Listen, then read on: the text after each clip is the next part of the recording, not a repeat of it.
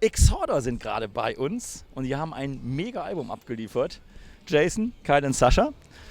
Hey. Hello. Guys, new record is killer. And you already played some shows here in Europe. How's the response so far? It's going great. Really loving it. Yeah, it's been strong. The turnouts have been good, and thank you. Aren't you the singer? Shouldn't you know? I've never been accused of being quiet, so I apologize. The turnouts are good, and the crowds are really enthusiastic. They seem to really like the new material. We're very happy. Yeah. I mean, some people say after Vinnie left, the band is over, which is obviously wrong. So is it a satisfaction for you with that great response and that great album?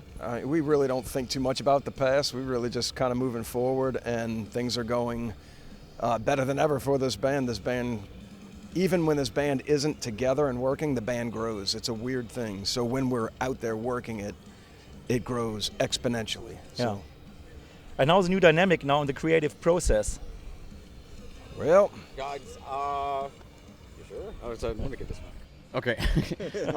I think with this album especially, it just gave us an opportunity to really hone in on the songwriting process all together. And it felt like a family affair, which is, I think, what we've all needed for a very, very long time. Yeah. Yeah, we went back to our roots on it too, because a lot of like the first 4 songs we started working on, Kyle wasn't able to get in town, so it was Sasha and I in my garage just pounding the stuff out, and having it come together organically, again like a band, and then the whole mission was what was for the better good of the cause, not for bragging rights. yeah, I think as far as the songwriting process goes now in this band, is a lot more like it was in the very beginning of this band when everyone was contributing. And what we basically do is we take our ideas, throw it at the wall, see what sticks, and whatever doesn't stick, we get rid of, and listen to each other when somebody says, hey, try this, or I'm not feeling this too much.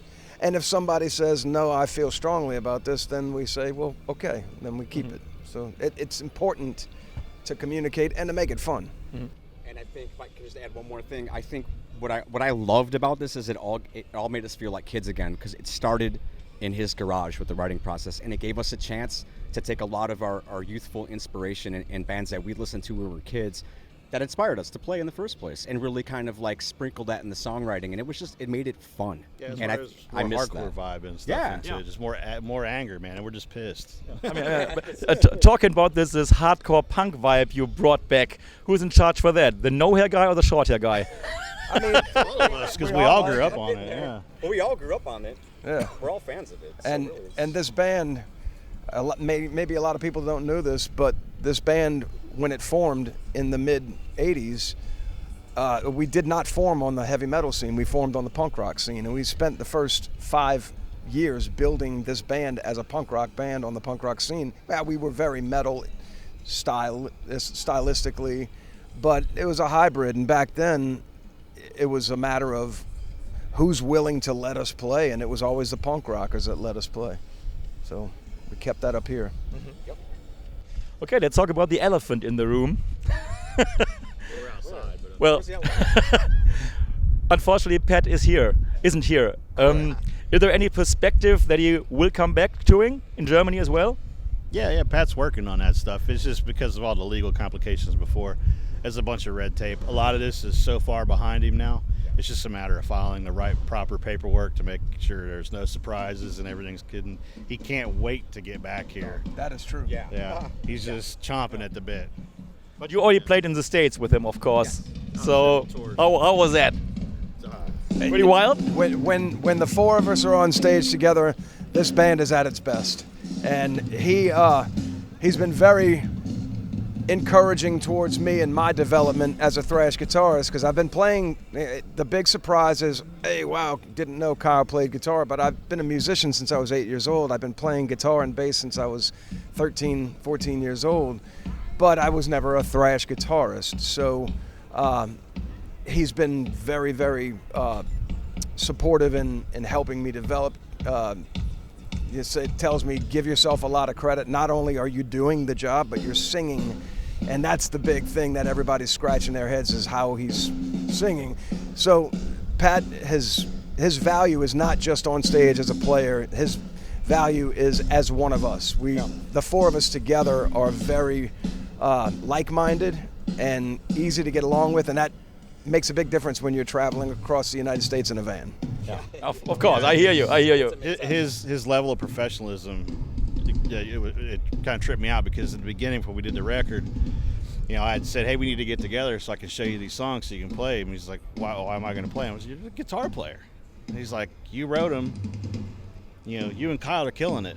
I'm not going to play it like you do. He goes, so you guys do this, and you can do it. I've sat there and I've heard you do it. And I'll ice the cake. I'll come in and I'll put my thing on it afterwards, because what you guys have come up with is fucking killer. Yeah, and that's, to me, it was great, because he's such a team player like that, of like, I don't need to do this. You guys got this. Let me do my part. What's best for the band. Yeah. But maybe on the next record, he might have a bigger impact. He's already come in with, like, showing a couple riffs, and like, yeah, bookmark that. He seems very excited to get in on. He seems very, very excited to get in on it as the fourth ingredient. Yeah. And we can't wait. We're super stoked. So it's not just like the live guitarist; it's like a full band member. He's part of this band. I feel like Bob Barker. So this time Waldemar helps out again, your old companion from the Grip days, right? Yeah. It's been cool, getting back out with Waldemar. Sometimes it's real surreal, because it just feels like it's 1996 again, all over again. But here we are, this many years later, and it's fun to get out with him again. And it's good for him too. Yeah, looking forward to the show. But likewise. At last, one trouble question. Yes. What's going on there?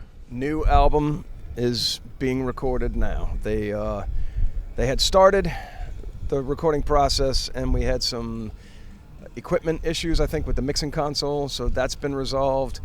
We have just recently replaced our drummer, and Gary from, I can't think of Gary's last name, Gary from November's Doom, who actually replaced, Gary Naples, right? Gary Naples, yes. He replaced Sasha. Weird how that works. In November's Doom. I used to play in November's Doom, then Gary replaced me in November's Doom. And now Gary's the replaced Trouble Marco in Trouble. Yes. The replacements. But yeah, we've begun, the writing process has been started for many years. Everything happens very slowly in Trouble's world. Well, it has to. It's Doom, right? It Yes. has to be slowly. I always say it's like dog years, but in reverse. Yeah. Yes.